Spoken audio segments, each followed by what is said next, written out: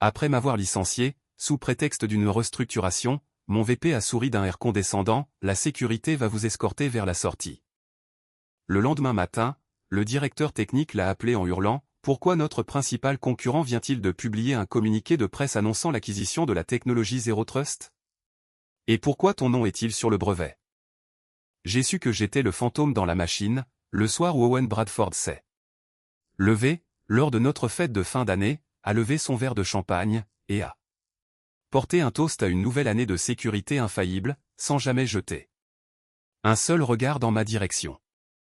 Cette sécurité infaillible, c'était moi, à 3 heures du matin, en train de corriger des vulnérabilités Zero Day, pendant que ma fille m'appelait pour me demander pourquoi j'avais raté sa visite de campus universitaire. C'était moi, annulant des dîners d'anniversaire, pour gérer des tentatives de rançongiciel. C'était moi, surveillant les alertes de menaces depuis la salle d'attente d'un hôpital, pendant qu'on retirait l'appendice d'Emma. Je m'appelle Mason Garrett, j'ai 48 ans, et j'étais la fondation invisible qui, depuis 22 ans, verrouillait les portes numériques de cette entreprise. Chaque règle de pare-feu, chaque signature de détection d'intrusion, chaque élément de l'architecture de sécurité installée sur leur serveur, tout portait l'empreinte de mes doigts. J'étais le gars qui repérait les petites failles, bien avant qu'elles ne fassent la une des journaux sous forme de catastrophe. Et quand les attaques majeures survenaient, c'était moi qui passais des nuits blanches, pendant que tous les autres se rejetaient la faute, enfermés dans des salles de réunion. Owen se nourrissait de cette dynamique. C'était le genre de vice-président à planifier des réunions de crise sur des failles de sécurité, pour ensuite passer les 15 premières minutes à parler de son tournoi de golf du week-end. Il n'avait pas besoin d'élever la voix, ni de proférer des menaces.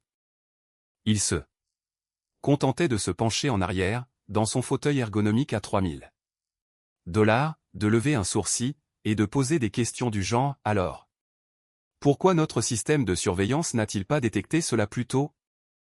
Le tout devant une salle comble. C'était assez subtil pour que les ressources humaines ne qualifient jamais cela de harcèlement, mais assez acéré pour que la piqûre se fasse sentir pendant des jours. Lors de ma dernière évaluation de performance, il a plaisanté, affirmant que si jamais je partais, il leur faudrait probablement environ une semaine pour former un jeune diplômé tout juste sorti de l'université, afin de gérer mes responsabilités pour la moitié de mon salaire. Toute la salle a ri, car que faire d'autre quand le gars qui contrôle votre carrière vous lance une pique? J'ai souri, j'ai hoché la tête, moi aussi, mais j'ai soigneusement classé ce moment avec tous les autres. J'avais accumulé beaucoup de moments ainsi classés. Owen avait cette habitude de s'inviter dans nos points techniques, juste assez longtemps pour comprendre de travers le sujet de nos discussions, puis de s'éclipser pour prendre un appel soi-disant urgent d'un membre du conseil d'administration. Mais dès qu'une étape majeure en matière de sécurité était annoncée dans la newsletter trimestrielle, il était là, au premier plan, posant fièrement devant des tableaux blancs, couverts de mes propres diagrammes d'analyse des menaces. Après coup, il me tapotait l'épaule en disant « Beau travail, l'équipe », comme s'il distribuait des médailles de participation. J'ai compris très tôt que si l'on voulait de la reconnaissance dans cette boîte, il fallait se battre pour l'obtenir. Et se battre ne faisait que pousser Owen à résister encore plus fort. Le fond du problème, avec Owen, c'était sa façon de traiter les gens comme des pions, sur son propre échiquier personnel. Il se moquait éperdument de savoir si on le respectait. Il voulait simplement qu'on se souvienne de qui menait le jeu. Je l'ai vu écarter discrètement Patricia, notre analyste principale des menaces, en réattribuant tous ses projets à forte visibilité à des employés plus jeunes, jusqu'à ce qu'elle finisse par démissionner. Il a joué les hommes sincèrement surpris de son départ, comme si elle s'était volatilisée, sans la moindre explication. Owen préférait maintenir les gens dans une légère insécurité, car cela les rendait plus faciles à contrôler. Pour ma part, c'est devenu une colère sourde. Une lente combustion. Je n'ai jamais haussé le ton, je n'ai jamais quitté une réunion avec fracas, et je ne lui ai jamais offert la réaction spectaculaire qu'il cherchait à provoquer. J'ai simplement fait mon travail, avec une telle rigueur, qu'il n'avait d'autre choix que de me garder. Du moins, jusqu'au jour où j'ai réalisé que j'avais, dans ma poche arrière, de quoi renverser totalement son rapport de force. Mais cette révélation viendra plus tard. Pour l'instant, ma vie n'était qu'un cycle sans fin de journées de 14 heures, d'appels d'urgence le week-end, et de moments passés à regarder Owen s'attribuer le mérite de systèmes de sécurité qu'il serait incapable d'expliquer, même pour sauver sa propre carrière. J'avais arrêté de participer aux événements sociaux de l'entreprise, après avoir compris que la moindre remarque anodine finissait toujours par lui revenir aux oreilles, déformée pour servir de munition lors de sa prochaine revue de direction. Je gardais la tête basse pendant les réunions, mon carnet ouvert, mon stylo s'activant sur le papier. J'étais le pilier fiable, le gars qu'on appelait à 2 heures du matin, quand des pirates tentaient de forcer nos systèmes de paiement client. Et chaque fois que je déjouais une attaque qui aurait pu nous détruire, je levais les yeux vers la salle de gestion de crise, et je voyais Owen arborer cette expression satisfaite. Ce regard qui disait qu'il avait trouvé un nouveau moyen de transformer mon expertise en un succès pour sa propre carrière exécutive. Je me répétais que cette invisibilité ne me dérangeait pas, car, tandis qu'Owen passait son temps à jouer à la politique d'entreprise, et à faire du réseautage avec les membres de la direction, je construisais discrètement quelque chose qui n'avait absolument rien à voir avec son approbation. Son bureau d'angle, ou sa vision stratégique pour le département. La vérité, c'est qu'il n'avait aucune idée du jeu auquel j'étais réellement en train de jouer. Et le temps qu'il le comprenne, il aurait déjà mis son propre roi échec et mat, sans même s'apercevoir que l'échiquier avait changé. Cela s'est produit un mardi matin de novembre, car, évidemment, cela ne pouvait être qu'un mardi. Les mardis ont cette fâcheuse manie de sembler à la fois trop tôt et trop tard dans la semaine, pour préparer la moindre défense.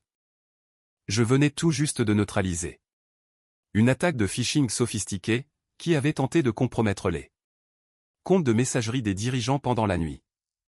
Le genre d'intrusion qui aurait donné aux attaquants un accès complet aux discussions de fusion, ainsi qu'aux projections financières, quand l'assistante d'Owen s'est matérialisée à côté de mon bureau. Owen a besoin de vous voir. Dans son bureau, a-t-elle dit, tapotant nerveusement sur sa tablette, les ressources humaines se joindront à la réunion. Cette combinaison bien précise. Owen plus les RH, n'annonçait pas une discussion. C'était une exécution. Son bureau d'angle vitré surplombait tout l'étage informatique, telle une tour de guet, et mi-dirigé me donnait l'impression de traverser une scène de théâtre. Chaque clic de clavier est soudainement devenu plus silencieux. Chaque conversation téléphonique est descendue d'un ton, devenant de simples murmures. Les gens prétendaient se concentrer sur leurs écrans, mais je sentais des dizaines de paires d'yeux suivre ma progression à travers l'open space. J'ai gardé un pas régulier, le visage neutre. Ce n'était qu'une réunion de plus. Une autre journée de travail ordinaire. Owen était adossé à son fauteuil quand je suis entré, une cheville posée nonchalamment sur son genou, comme s'il s'installait pour assister à un spectacle. À ses côtés, siégeait Nicole Stevens. Des ressources humaines, un dossier cartonné posé sur les genoux, affichant ce genre de sourire professionnel que les gens arborent lorsque votre sort est déjà scellé.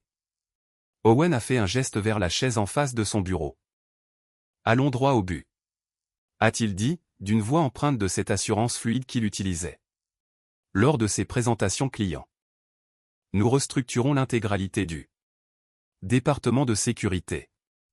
Malheureusement, cela signifie que nous devons nous séparer de vous.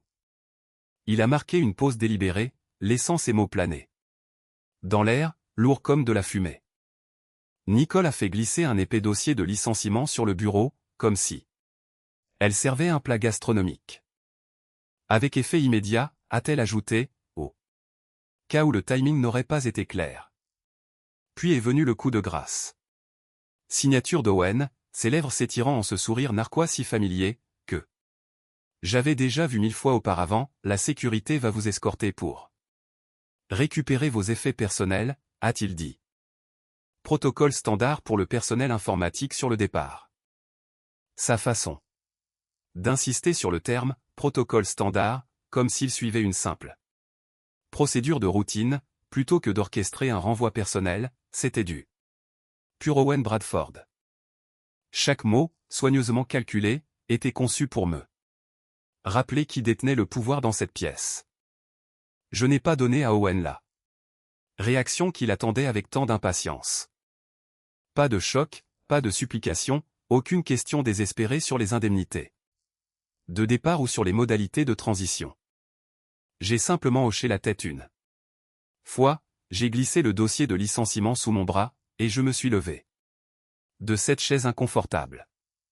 C'est noté, ai-je dit, en gardant un ton calme et professionnel. Je n'encombrerai plus les lieux d'ici 1 heure. Le chemin du retour vers mon bureau a semblé identique à celui de l'aller, mais à l'envers. Des regards furtifs se détachaient des écrans d'ordinateur, mes collègues faisant mine de ne pas assister au dernier acte d'un drame d'entreprise qu'ils suivaient pourtant depuis des mois. J'ai rangé mon ordinateur portable dans sa sacoche, j'ai sorti mon badge de sécurité de mon portefeuille, et je l'ai posé sur le calendrier de mon bureau. Le bruit de la fermeture éclair qui se fermait a semblé plus fort qu'il n'aurait dû l'être, semblable au clic final d'un coffre-fort qui se verrouille. Personne n'a prononcé un mot. Personne n'a dit « désolé de te voir partir », ni « on reste en contact », ni même « bonne chance ».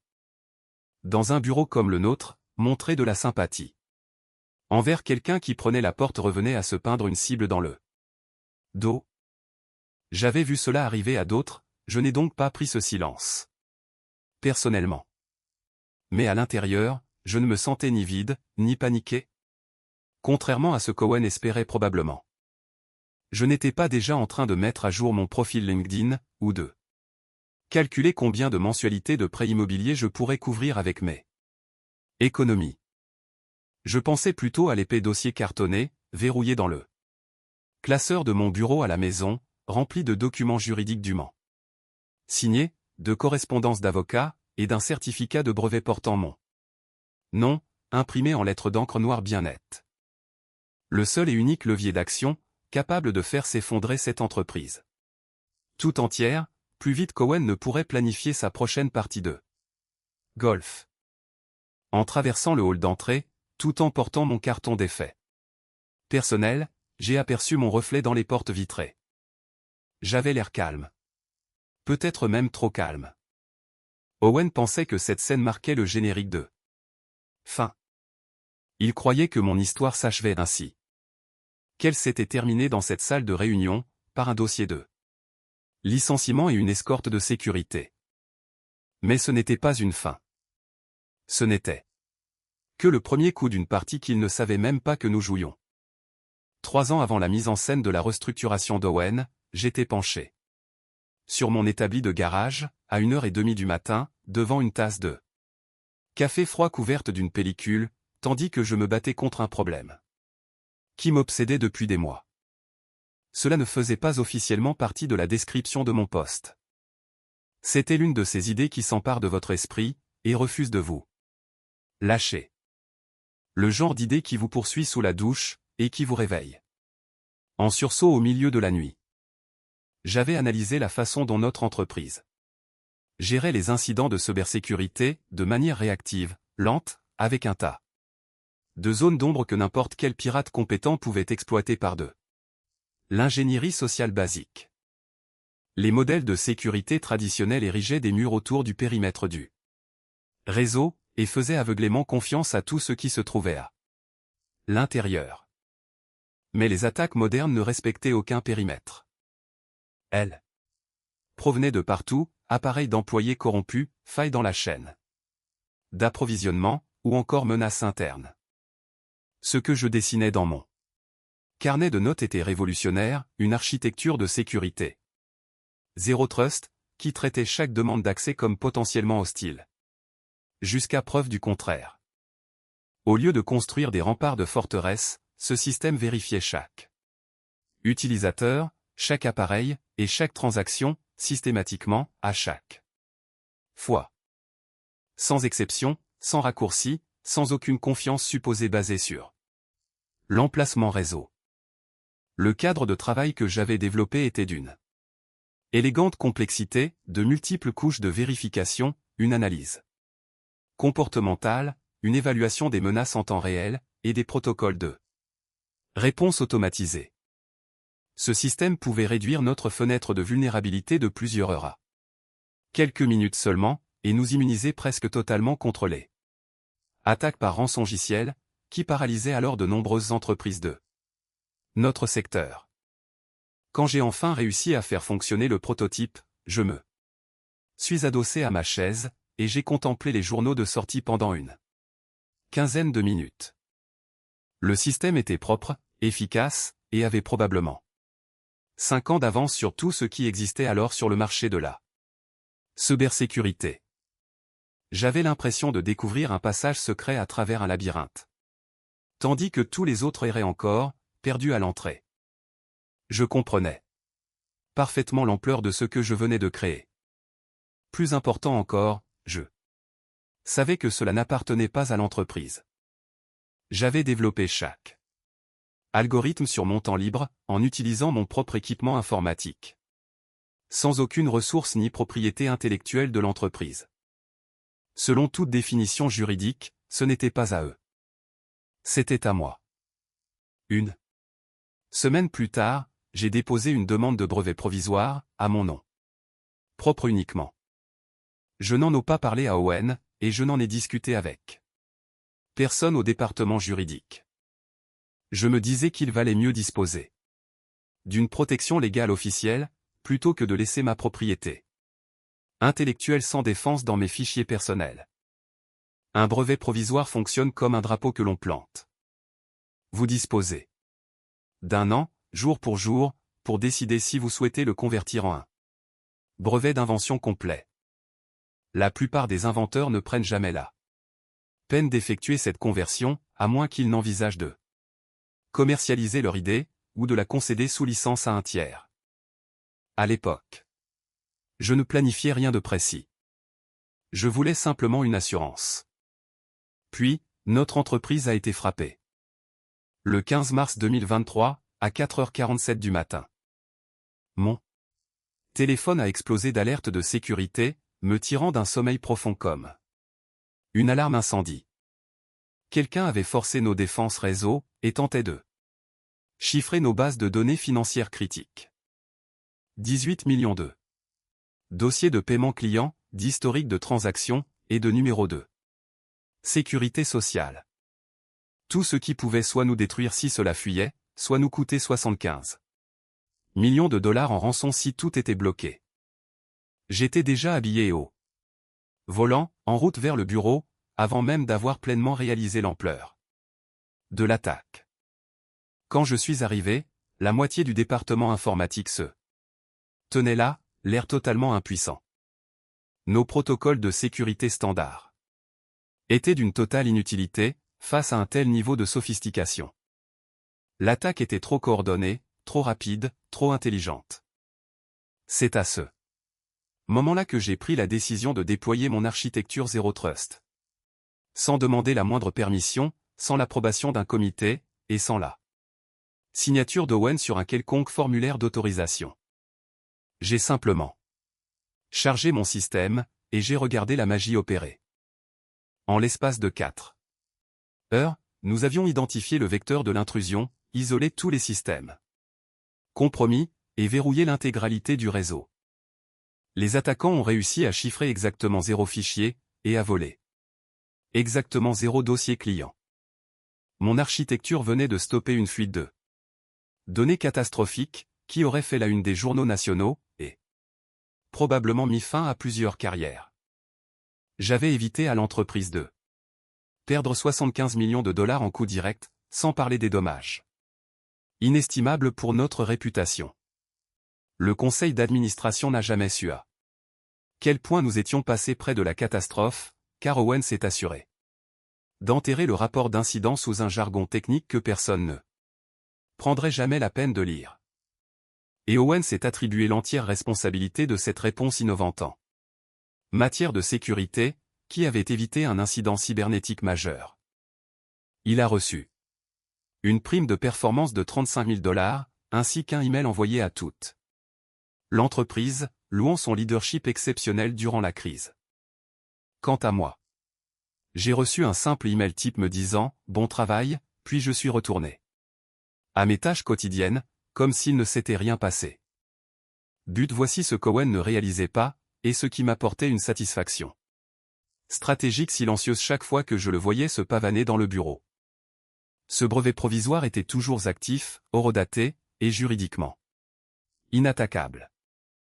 Tout ce dont j'avais besoin, c'était d'attendre le bon moment pour le convertir en un brevet d'invention complet, avec mon nom comme unique inventeur. Et lorsque ce moment viendrait, je n'aurais pas seulement en main une carte dont Owen ignorait l'existence. Je détiendrais celle qui pouvait l'écarter définitivement de la partie. L'entreprise utilisait mon architecture Zero Trust. En production depuis 18 mois, sans aucune autorisation légale, sans contrat de licence, et sans même reconnaître l'origine de cette technologie. Chaque jour d'exploitation de ce système renforçait leur dépendance vis-à-vis d'une propriété intellectuelle qu'ils ne possédaient pas. Owen pensait bâtir son héritage. Pour ma part, je savais qu'il était en train de construire son propre piège. Environ 8 mois avant la surprise de la restructuration d'Owen, j'étais assis en face de Liam Foster, dans un bureau d'avocat exigu en plein centre-ville.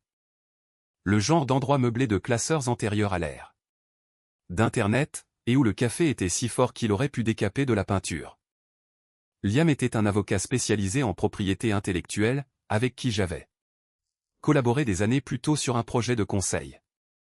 Le genre de juriste capable de disséquer des demandes de brevets, comme un chirurgien l'idée. Radiographie. J'ai fait glisser un épais dossier sur son bureau en bois rayé. C'est le moment, ai-je dit. Il n'a pas eu besoin d'explication. Le brevet provisoire que j'avais déposé 3 ans auparavant approchait de sa date d'expiration, et je n'allais certainement pas le laisser sombrer dans l'oubli juridique. Nous allions le transformer en un brevet d'invention complet, global, blindé, intouchable. Liam a feuilleté la documentation technique, haussant les sourcils. Au fur et à mesure qu'il assimilait les détails. Vous avez développé cela de manière totalement indépendante ? A-t-il demandé, sans lever les yeux des pages. Chaque algorithme, chaque protocole, chaque ligne de code, ai-je répondu. Mon équipement personnel, mes recherches, et 0 ressources de l'entreprise. Je possède des journaux de développement horodatés, qui remontent à la conception originale. Excellent, a-t-il dit, avant de poursuivre sa lecture. Nous avons passé les 5 heures suivantes à affûter le jargon juridique, pour le rendre aussi précis qu'un scalpel. Chaque clause susceptible de donner à l'entreprise une ouverture pour revendiquer un statut d'œuvre de commande a été retirée chirurgicalement, puis remplacée par des termes qui stipulaient de manière cristalline qu'il s'agissait d'une propriété intellectuelle indépendante, développée sans la moindre intervention de l'entreprise. Nous avons même inclus une section détaillée, précisant que toute mise en œuvre non autorisée de l'architecture Zero Trust constituerait une contrefaçon directe de brevet, et ce, quelles que soient les modifications ou les améliorations apportées au modèle d'origine. La formulation n'était pas seulement défensive. Elle était agressivement offensive. S'il tentait de contester cela devant les tribunaux, il s'engagerait dans un champ de mine juridique, conçu spécifiquement pour leur destruction. Au moment où Liam m'a tendu la demande finale à travers le bureau, j'ai senti un sentiment froid et méthodique s'installer dans ma poitrine. Une fois déposé, il n'y aura pas de retour en arrière possible, a-t-il précisé. Vous posséderez bien sur cette technologie dans sa totalité. Aucune revendication de l'entreprise, aucune copropriété, aucune ambiguïté. S'il l'utilise déjà en production, il a laissé sa phrase en suspens.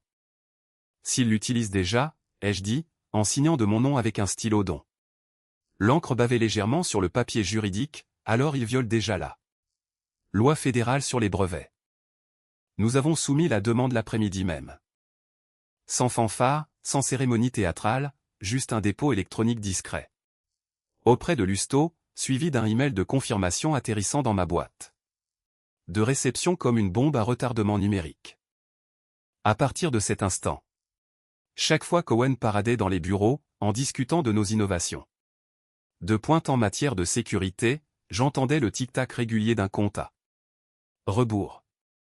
Chaque démonstration client mettant en valeur nos capacités exclusives de détection des menaces, chaque conférence professionnelle où Owen présentait notre approche révolutionnaire de la cybersécurité.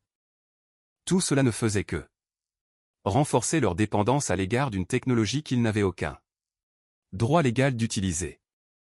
Ils pensaient bâtir leur avantage concurrentiel. Je savais, quant à moi, qu'ils creusaient leur propre tombe un peu plus profondément à chaque déploiement. Je ne me suis pas précipité pour l'étape suivante. Un véritable moyen de pression n'est pas quelque chose que l'on gaspille pour des victoires mesquines, ou pour une simple satisfaction émotionnelle. On attend que les enjeux soient suffisamment élevés pour que, lorsqu'on appuie enfin sur la détente, toute la structure s'effondre exactement comme prévu. J'avais le sentiment que ce moment arriverait plus tôt que prévu. Lorsque la réunion de licenciement d'Owen s'est achevée, je n'ai pas eu besoin de me débattre, d'improviser, ou de réfléchir à la hâte à ma prochaine action. Le piège était tendu depuis des mois. Le brevet était dans le domaine public. Mon nom y figurait comme unique inventeur, et tout ce qu'il me restait à faire, c'était de décider du moment précis pour lancer ma contre-attaque. Ce soir-là, ma maison était silencieuse, à l'exception du bruit du lave-vaisselle et des rares voitures qui glissaient sur la chaussée mouillée, à l'extérieur. Mon ordinateur portable était ouvert sur la table de la cuisine. Les papiers de licenciement d'Owen repoussaient sur le côté comme le courrier de la veille. Je ne faisais pas les 100 pas en échafaudant des plans de vengeance, et je ne repassais pas en boucle l'humiliation de son bureau. J'avais déjà classé cette scène dans la catégorie des affaires classées. Ce qui comptait à présent, c'était d'exécuter la phase suivante avec une précision chirurgicale. J'ai fait défiler mes contacts professionnels jusqu'à trouver le nom dont j'avais besoin, Rachel Morgan, vice-présidente des solutions de cybersécurité chez CyberShield Technologies. Nous nous étions rencontrés lors d'une conférence sur la sécurité à Chicago, 18 mois plus tôt, et nous avions gardé un contact informel via des forums du secteur et des discussions sur LinkedIn. Rachel était vive, expérimentée, et elle a immédiatement perçu la valeur de ce que je lui proposais. J'ai passé l'appel. Le téléphone a sonné exactement 2 fois avant que sa voix familière ne se fasse entendre, curieuse, mais professionnellement sur ses gardes. Mason, quelle surprise. Qu'est-ce qui vous amène à appeler si tard? J'ai quelque chose que vous allez vouloir examiner. De près, ai-je répondu, en me passant totalement de formule de politesse de circonstance. Un brevet d'invention accordé, qui couvre une architecture de sécurité. Zero Trust. C'est mon brevet, et l'entreprise qui vient tout juste de me licencier l'a déployé sur toute son infrastructure depuis 18 mois, le tout sans aucune autorisation. Un silence d'environ 3 secondes s'en est suivi. Avant un lent et de plus en plus intrigué, poursuivez. Je lui ai exposé la situation en termes clairs et factuels. Développement indépendant, propriété indiscutable du brevet, documentation juridique en béton armé, et exploitation non autorisée en cours par mon ancien employeur. Je n'ai pas surévalué la situation, ni exagéré les faits. Rachel a compris les implications de l'affaire sans que j'aie besoin d'en rajouter. Envoyez-moi l'intégralité des documents, a-t-elle demandé. Le ton informel avait totalement fait place au mode affaires, ultra concentré. J'ai joint la documentation du brevet à un email chiffré, pendant que nous étions toujours en ligne. Quelques minutes plus tard, je l'entendais faire défiler les spécifications techniques. Ce cadre d'architecture est extrêmement complet, a-t-elle murmuré, en partie pour elle-même. Et ils font tourner cela sur l'ensemble de leurs opérations de base. Chaque protocole de sécurité, chaque interface client, chaque système de détection des menaces. Retirer ce brevet, et toute leur infrastructure de cybersécurité devient juridiquement indéfendable. Je pouvais presque deviner son sourire à l'autre bout du fil. Seriez-vous intéressé par une licence exclusive? Exclusivement, et immédiatement. À partir de cet instant, notre conversation est devenue purement transactionnelle. Nous avons discuté des frais de licence, des périodes d'exclusivité, des calendriers de mise en œuvre, et des exigences de non-divulgation. Rachel n'a pas négocié de manière agressive. Elle comprenait parfaitement la valeur de cette technologie, et savait que le facteur temps était crucial. Chaque jour qui passait avant la finalisation de cet accord était un jour de répit pour mon ancienne entreprise, qui risquait de découvrir ce qui se tramait. En revanche, ils ne découvriraient rien.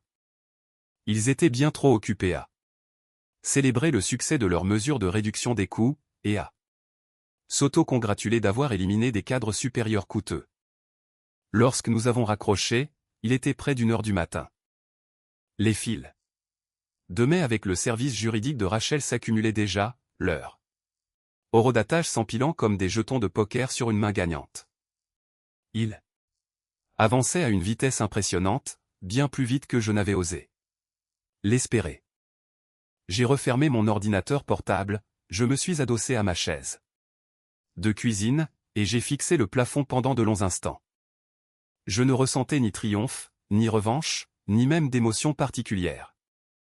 Je me sentais concentré, et méthodique, comme si je venais de placer la dernière pièce sur un échiquier, sachant avec une certitude mathématique que le roi adverse n'avait plus aucun mouvement possible.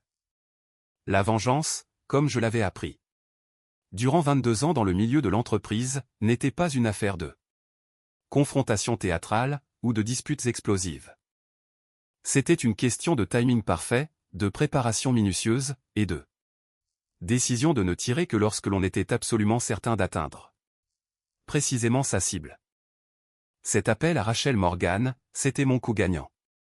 Dès le lendemain matin, les premières ondes de choc commenceraient à se propager à travers les fondations de la tour de Verdowen.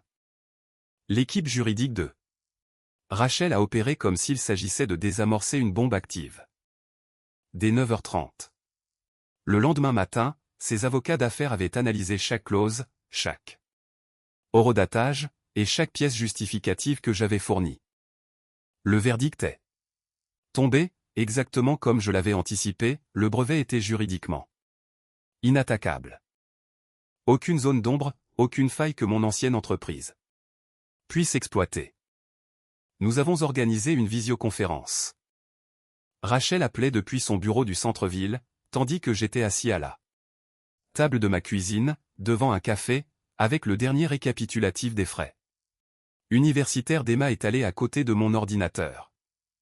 Nous prenons la licence exclusive, a-t-elle annoncé, sans aucune négociation préalable. Pour toutes. La durée légale, avec une mise en œuvre immédiate à partir d'aujourd'hui.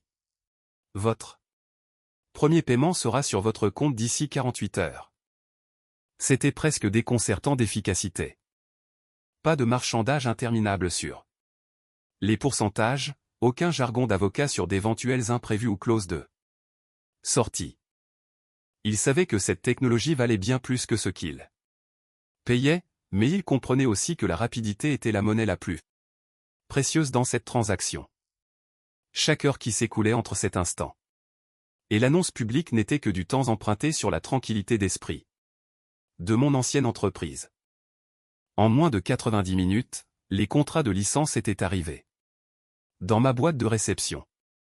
Je les ai examinés avec soin, non pas que je doute de l'intégrité de Rachel, mais parce que cette signature allait tout Transformé, faisant passer l'affaire d'une stratégie théorique à une réalité irréversible. J'ai signé les documents électroniquement, et je les ai renvoyés. Sans cérémonie. Rachel m'a rappelé 20 minutes plus tard. Le communiqué de presse est publié. Cet après-midi. Nous ciblons simultanément toutes les publications majeures du secteur.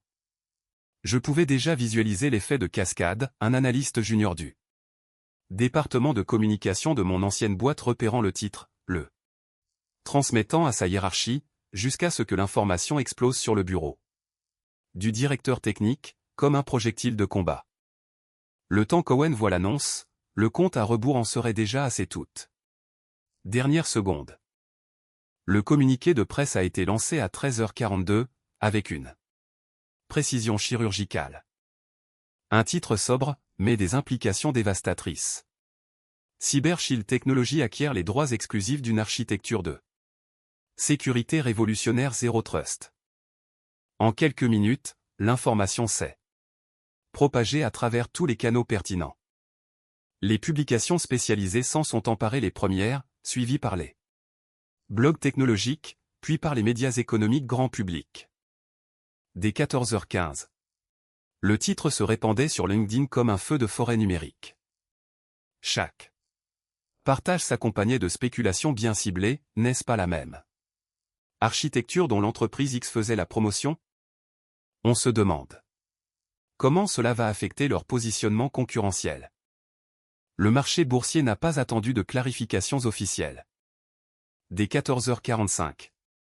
Le cours de l'action de mon ancienne entreprise avait chuté de 9%, et continuait de dégringoler. Quelqu'un, au département des relations avec les investisseurs, était déjà en train de rédiger des communiqués de crise, truffés de formules creuses comme « perturbation opérationnelle minimale » ou « plan de continuité d'activité complet ». Je suis resté assis à ma table de cuisine, lisant le communiqué de presse pour la 6e fois. Mon nom apparaissait de façon bien visible dans la section consacrée aux détails du brevet. Pas dans le titre principal, où cela aurait pu sembler vindicatif, mais là où il devait légitimement figurer, au cœur des détails juridiques. Tous les professionnels de la cybersécurité de notre secteur connaissaient la réputation de Mason Garrett. Tous les employés de mon ancienne boîte savaient désormais, sans l'ombre d'un doute, qui venait de leur couper l'herbe sous le pied. Le fait que je ne fasse aucune déclaration publique, et que je refuse les interviews, allait rendre Owen complètement fou. Il mourait d'envie de comprendre ce que j'avais dit à Cyber Shield, combien il m'avait payé, et si j'avais planifié cette trahison depuis le début. La vérité était d'une élégante simplicité, je n'avais pas volé de biens de l'entreprise, je n'avais violé aucun accord, et je n'avais enfreint la moindre réglementation. J'avais simplement exercé des droits légaux que j'avais sécurisés des années plus tôt, en attendant le moment optimal pour les faire valoir. Quelque part, dans son bureau d'angle vitré, Owen était probablement en train de lire le même communiqué pour la 20e fois, voyant son prétendu leadership en matière de sécurité innovante se transformer sous ses yeux en une catastrophe de violation de brevets. Et ailleurs dans ce même bâtiment, les téléphones devaient sonner sans relâche, relayant les questions de plus en plus pressantes des membres du conseil d'administration, des investisseurs, et des journalistes économiques, qui sentaient venir un scoop majeur. Tout ce qu'il me restait à faire, c'était de m'installer confortablement, de finir mon café, et de regarder la réaction en chaîne se dérouler, exactement comme je l'avais planifié. Vers 16h, le véritable chaos a éclaté. Ryan Walsh, mon ami du département comptabilité, a commencé à m'envoyer des mises à jour en temps réel depuis l'intérieur de cette zone de guerre d'entreprise. Premier message, réunion d'urgence du conseil. Owen est enfermé dans la salle de conférence depuis 2 heures. Deuxième message, on entend des cris à travers les murs depuis l'espace de réception. Je visualisais parfaitement la scène. La salle du conseil d'administration, avec sa vue panoramique sur la ville, jonchée de documents juridiques et de tasses de Café. Owen debout en bout de table, tandis que le directeur technique faisait les 100 pas derrière lui, tel un prédateur en cage. Ryan me transcrivait la conversation mot pour mot. Ce que je n'arrive pas à comprendre, Owen, disait le directeur technique, c'est comment ton nom se retrouve sur un brevet qui fait désormais l'objet d'une licence exclusive accordée à notre principal concurrent. Apparemment, un long silence a suivi, pendant qu'Owen feuilletait nerveusement des rapports trimestriels, comme s'ils contenaient une quelconque explication à ce désastre. Cela faisait partie de la supervision technique standard, a finalement bafouillé Owen. J'ai supervisé le processus de développement, mais nous avions supposé que cela relevait des protocoles habituels de travail de commande. Le directeur technique l'a interrompu en plein milieu de sa phrase. Et maintenant, chaque investisseur, chaque client, et chaque publication du secteur est convaincu que tu as personnellement livré notre infrastructure de sécurité principale à Cyber Shield Technologies. Parfait. Le couteau tournait exactement là où je l'avais visé. L'ego d'Owen, ce même ego qui l'avait poussé à associer son nom à un travail technique qu'il était incapable d'expliquer pour sauver sa carrière, venait de faire de lui le visage public d'un désastre industriel. Les dirigeants présents dans cette pièce n'étaient pas en train d'analyser le droit des brevets, ou les chronologies de développement. Ils fixaient tous Owen. Et dans les salles de conseil de ce genre, la perception se transforme en réalité, avec une efficacité brutale.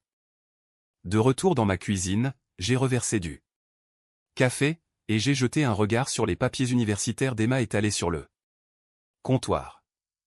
Le premier versement de la licence de Cyber Shield couvrirait l'intégralité de sa dernière année d'études, tout en me laissant de quoi lancer la société de conseil indépendante en sécurité que je planifiais. La dernière mise à jour de Ryan est privée vers 18 h, le conseil exige des explications complètes d'ici demain matin. Owen a demandé un délai supplémentaire pour préparer sa réponse. J'ai souri. Non pas par cruauté, mais par pure satisfaction professionnelle. Ce n'était pas une histoire de affrontements théâtraux, ou de vengeance motivée par l'émotion. C'était l'art de positionner des pions avec une rigueur mathématique, pour les regarder ensuite tomber dans un ordre parfait.